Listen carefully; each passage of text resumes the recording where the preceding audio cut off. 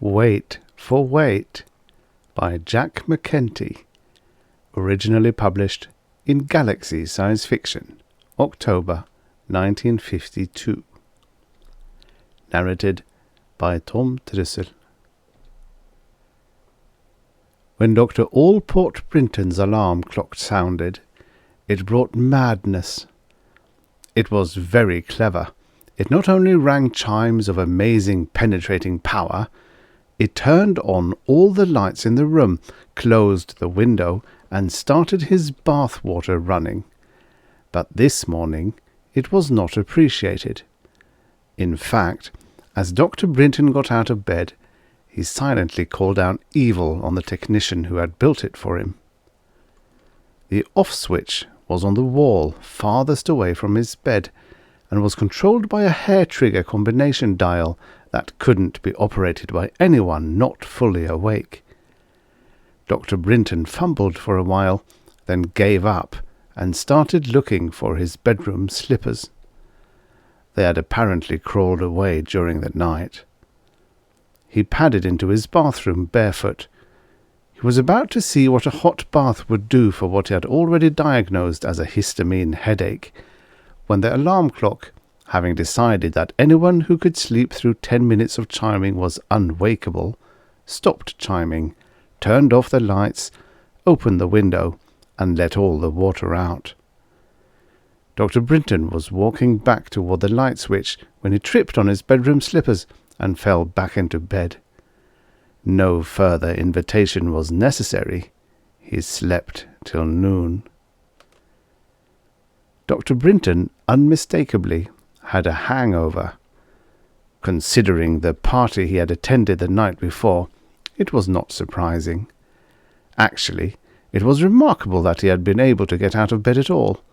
During the 14 years that the Rocket Research Station had been in operation, the parties that were held every time another test flight resulted in failure had grown from a few drinks in somebody's room to a mammoth bust-up that left the whole place partially paralyzed for days afterward.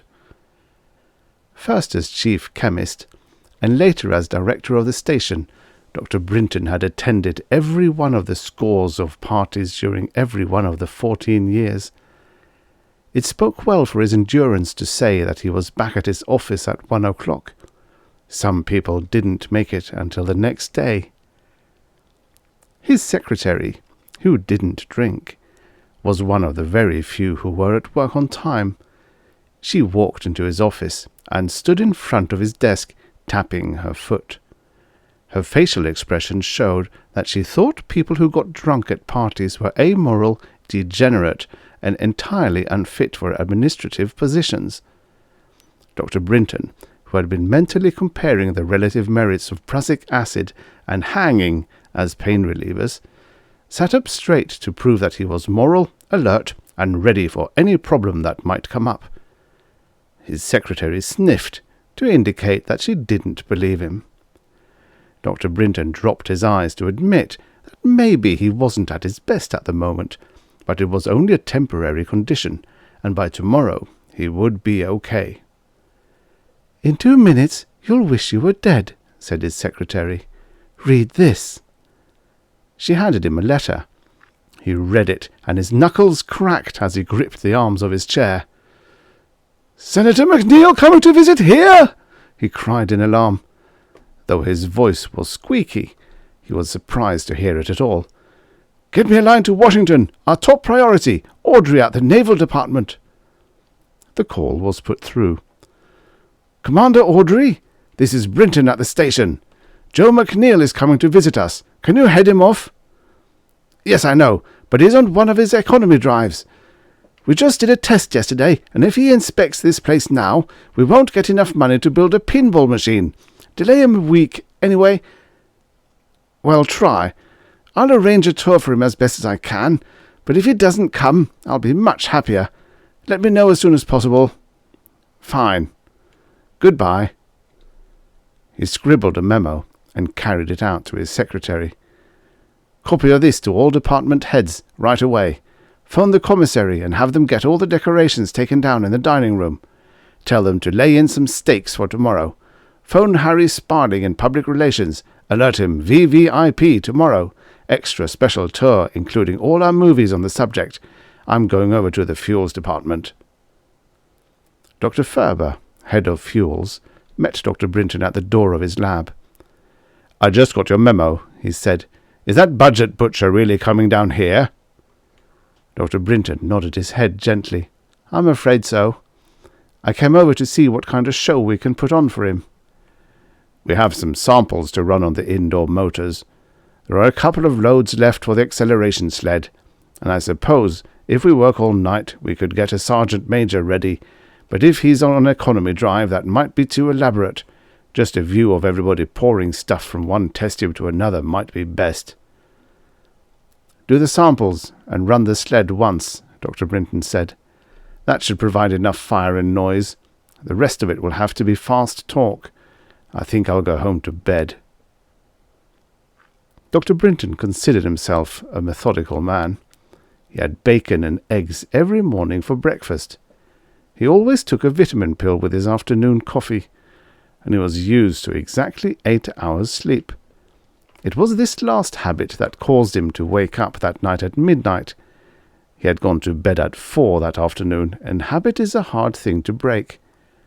At first he thought it was morning, but a glance at his watch hanging on its illuminated pedestal corrected that.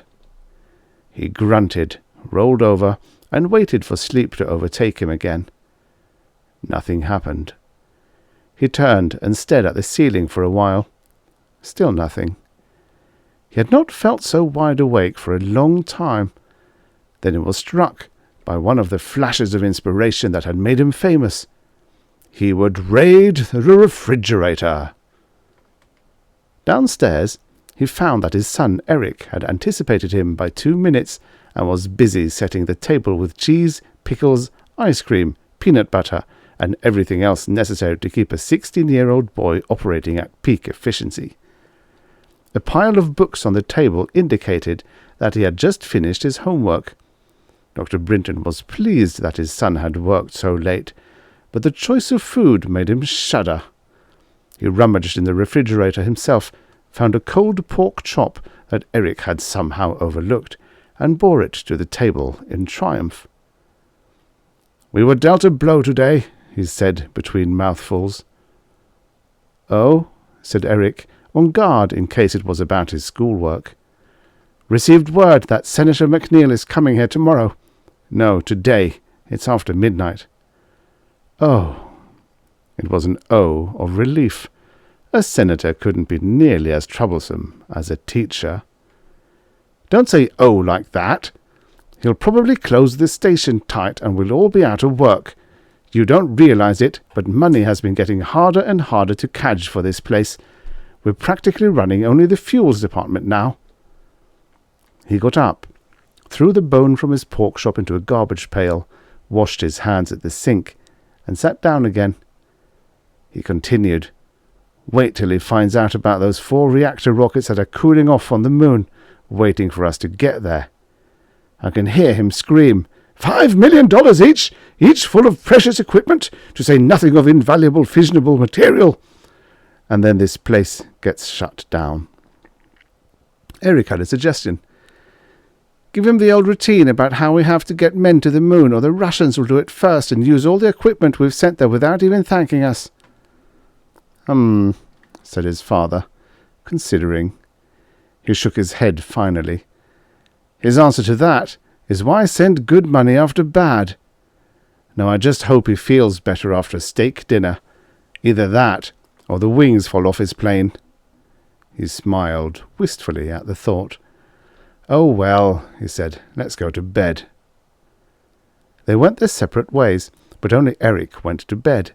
His father entered the library, sat down, got his pipe going, and began to reread How to Win Friends and Influence People.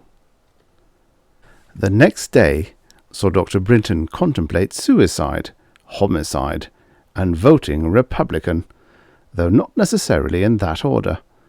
The senator had viewed the most inspiring Onward and Upward movies, and merely asked how much they cost to make. He had eaten a huge steak at the commissary, and then inspected the garbage cans for waste. His visits to various departments had been marred by his lack of interest in anything except the number of men employed by each and their average salaries, though he did comment that they all looked hung-over. In the fuels department, he had walked out on the demonstrations, interrupting some actual experiments that were going on outside the test room. Dr. Brinton was now riding in the back of a jeep, explaining to the senator that nuclear rockets were not too efficient, and the shielding necessary to make them safe for men weighed more than their payload. The senator noted down the word inefficient. A loudspeaker on a pole a little farther down the road interrupted the explanation. 25, 25, 25, it shouted. 59, 18, 59, 18, 73, 10, 8. It began to repeat the message.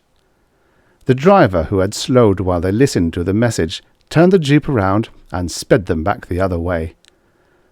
"What in heaven's name was that?" asked the senator, who was busy hanging on. 25 means emergency, shouted Dr. Brinton. 5 and 9 is fire and explosion in the fuels department, which is 18. 73 is my call number, and 10-8 means they want me to get there in a hurry. For the first time, the senator looked impressed. Then he grew angry again when his hat blew off and the driver wouldn't stop to go back and get it. The jeep took a shortcut across the concrete fence and left tire marks in the grass in front of the fuels department. Dr. Brinton jumped out and ran into the building, leaving the senator to argue with the driver about going back for the hat. The lab outside the test room was dusty and littered with broken glass. 2 technicians were receiving first aid for minor cuts, but everyone else seemed to be in an almost holiday mood. Dr. Ferber saw Dr. Brinton standing in the doorway and came over to him immediately. "That telephone operator gets too excited," he said. "There's no fire, and I think it was an implosion, not an explosion. Wrecked our new pressure catalyzer. Harrison's gone to hospital, and the 2 you see are hurt, but none of it's very serious. I suppose Butcher Boy is going to put this down in his little notebook, too." "If you're referring to me," said the senator's voice behind them, "I most certainly am going to make a note of it, and I suggest you both start advertising for other jobs." Brinton had been indulging in a pleasant little fantasy in which he had cut Senator McNeil up into 28 pieces, placed them in aluminium cans, and made them radioactive in the station pile. He was smiling at the newsreel cameras, about to fire the first senator-powered spaceship in the history of mankind, when his alarm clock, which had maliciously been waiting for just such an opportunity, spoiled his dream by waking him up. That was how the next day started. It continued in the same vein when, in a fit of petulance, he strode into his clothes closet and kicked the alarm control box barefoot. He was working the combination dial for the 3rd or 4th time when he noticed that his feet were getting wet. His kick must have jammed some relays in the control box. The bath water was overflowing. Since the box was sealed to prevent him from fooling with it, he had had to prevent a flood by limping downstairs and pulling the master switch. With no electricity, his breakfast consisted of cold fruit juice, cold cereal, and cold milk. When he got to his office, he ordered a pot of coffee and made out a requisition for a pipe wrench. If it ever happened again, he was going to shut the water off instead. His secretary came in with a coffee and poured him a cup. "I have some letters for you to sign," she said brightly, to cheer him up. Dr. Brinton drank his coffee. "Our new filing system is working very well," she added, pouring him another cup. The doctor's face relaxed a little, but it was because the snowbank in his stomach was beginning to melt. His secretary played her trump. "And somebody from the fuels department phoned and said something was passing the yellow line and might make the blue." She was never sure afterward whether Dr. Brinton had gone around his desk or over it. She had blinked, and by the time her eyes were open again, he was gone. Dr. Brinton found a crowd in the indoor test lab, chuckling over the line being drawn by a differential analyzer. He elbowed his way to the front, looked himself, and began a little dance of impatience. The analyzer was connected with linkages to the test stand, where a tiny rocket motor was thrusting out a hot blue pencil of flame. The results from the analyzer were plotted as range capability against time on a piece of graph paper which had 4 curved coloured lines overprinted on it. The curved lines were marked in succession: Earth, Moon, Moon, and Earth. If the first Earth line, coloured red, was passed, the fuel under test could power a rocket to leave Earth, carrying men with it. If the yellow line, the first Moon line, was reached, the rocket could theoretically land men on the Moon. Several rockets, carrying dummy loads, had already tried and failed.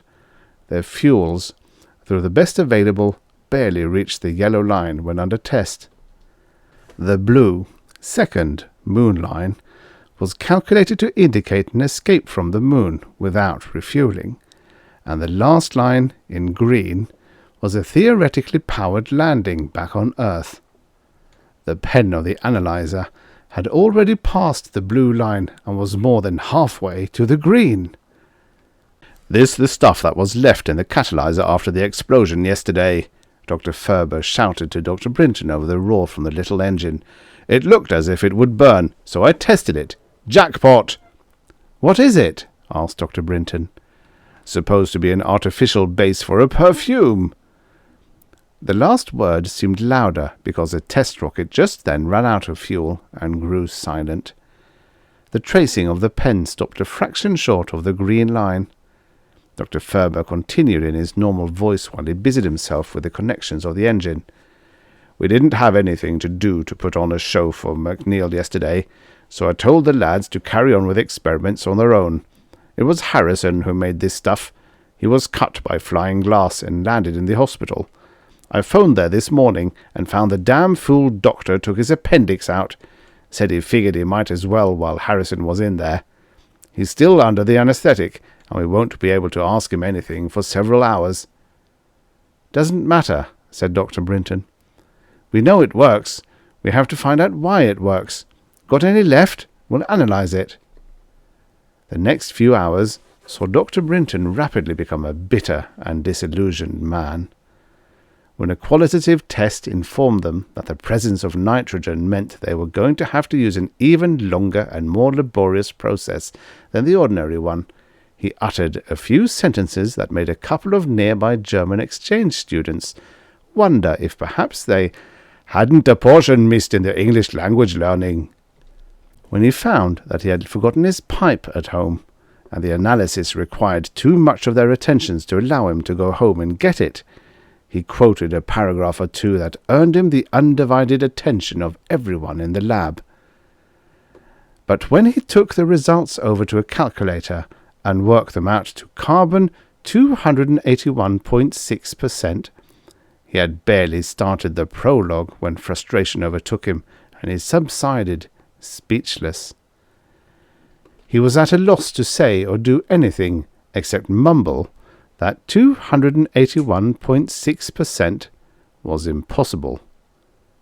Dr. Ferber came over and took the paper with the results from him. Everyone in the lab watched while he checked the calculations patiently. A delegation minutely checked the apparatus the two doctors had used. It was faultless. One person even went so far as to cast a suspicious look at the big automatic microbalance standing on its pedestal in the centre of the room. He weighed a piece of paper, wrote his name on it in pencil, and re-weighed it. The difference was satisfactory. For a few moments they all just stood and looked at each other. Then the whole lot of them set to work. A junior technician headed for the spectrograph came back in 3 minutes with a freshly developed spectral photograph and a puzzled look. He spent some time comparing both of them with the illustrations in a manual entitled "Structural Formulae as Indicated by Spectral Groupings." The two German exchange students made a few tries at finding the class of compound. They soon were deep in a technical discussion on their own language, the only recognizable words being Biere, Dummkopf, and damn.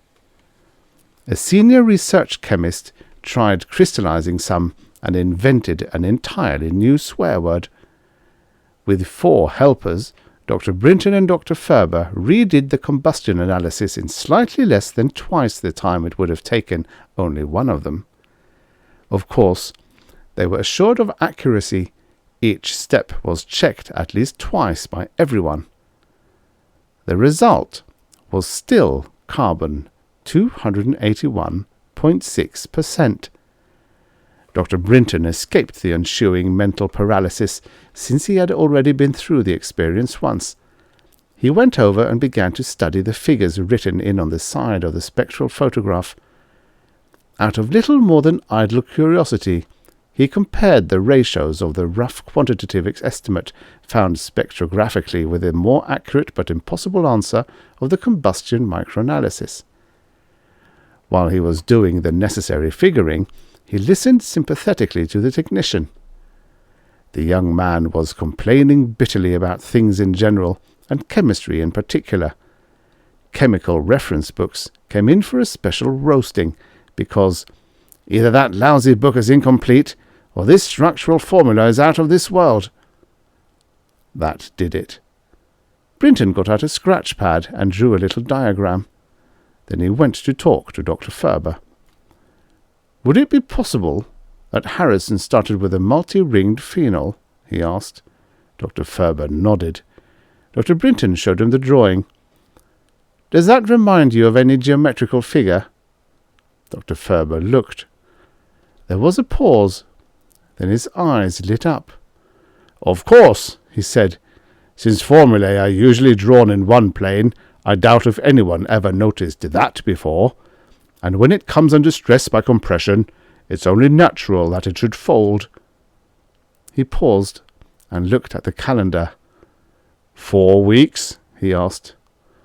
That'll do fine, said Dr. Brinton. I'll arrange the details. You look after the fuel. Harrison can give us the details of this one, but there are probably any number of fuels based on this principle. Some will be even more efficient too. He excused himself, went to a phone, and asked for a Washington number. The call was answered. Hello, Senator McNeil, he said. How would you like to be guest of honor at a party? Brinton peered through the ring of reporters over to the head table where Senator McNeil was speaking, and speaking, and speaking. He's on his home state, Dr. Brinton said, about half an hour ago. Now, gentlemen, you are asking about the new fuel. You all received press handouts containing the information. You will probably receive copies of the Senator's speech, and the broadcast from our first men on the moon went out over several networks hours ago. It seemed to me that you have enough for several stories. One of the reporters asked bewilderedly, What is a tesseract? I read the handout twice and I still don't understand. A mathematician would be better qualified to explain, said Dr. Brinton, but I'll try. A tesseract is a fourth-dimensional cube. A line has 1 dimension, a square has 2, a cube has 3, and a tesseract has 4. A cube can be unfolded into 6 squares, and a tesseract unfolds to 8 cubes. The new fuel had a molecular structure resembling an unfolded tesseract. When pressure is applied, it folds up into a tesseract so that it takes up less room and relieves the pressure.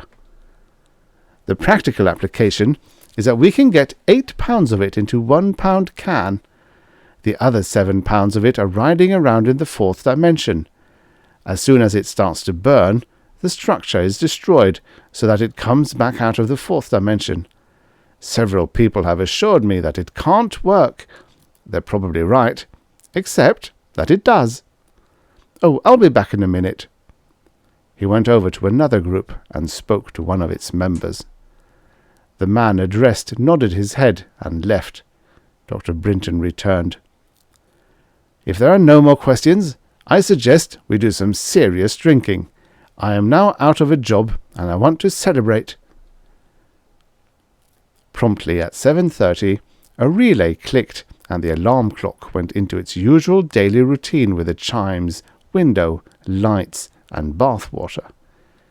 Dr. Brinton woke up enough to reach out a lazy arm and flip a newly installed toggle switch beside his bed. Everything returned to normal.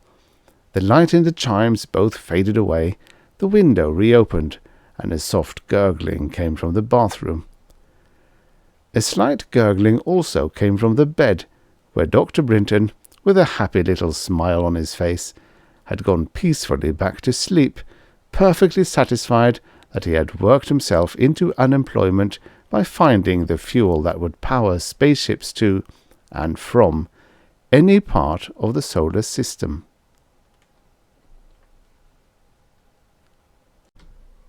The end.